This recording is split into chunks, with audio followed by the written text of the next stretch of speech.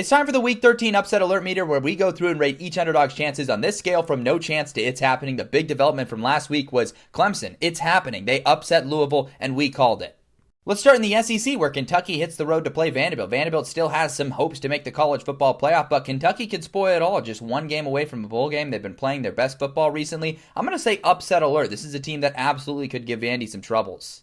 Miami has had their share of struggles under Mario Cristobal in the month of November, and now they go on the road to a place that's technically a tough place to play. Yes, Virginia Tech hasn't been great at all this year, but they haven't been completely lifeless either. I'm going to say a puncher's chance for the Hokies at home. Never count out a team playing Miami in November.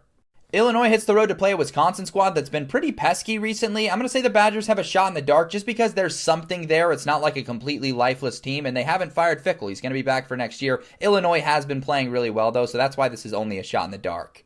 The Utah Utes have hit a very nice stride recently. They play a Kansas State team that's been a little pesky at times late in the season. I'm going to say a puncher's chance for the Wildcats, especially because they're still looking for that 6th bowl-clinching win here, but Utah has been a machine. I don't think it's going much more likely than a puncher's chance. Could Charlotte do the unthinkable at Georgia? Absolutely not. There's going to be no chance for the 49ers, who have been arguably the worst team in the American this season.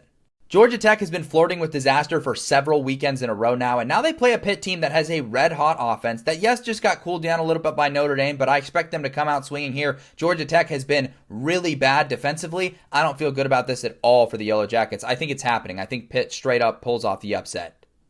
Michigan needed a last-second field goal to escape against Northwestern. Now they go on the road to play a Maryland team that's arguably even more pesky, a ton of one-score losses. They just announced Loxley will be back for 2026. I expect these young players to rally around their head coach, and they're at home, and Michigan could be looking ahead to Ohio State. I think it's upset alert for Michigan. I feel terrible about this game for them.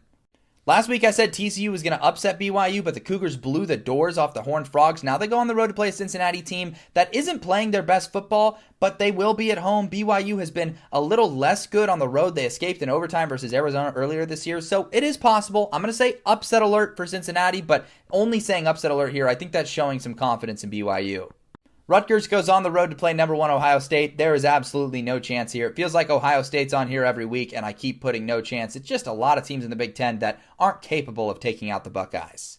And finally, Tulane heads on the road to play a Temple team that's actually got some juice this year. Temple's lost a couple in a row. They're still trying to get that 6th win for bowl eligibility. Tulane is ranked, but Summerall has not been happy with the way they've been playing recently. He's been very vocal about it, so I'm going to go upset alert. Temple might be able to pull this one off.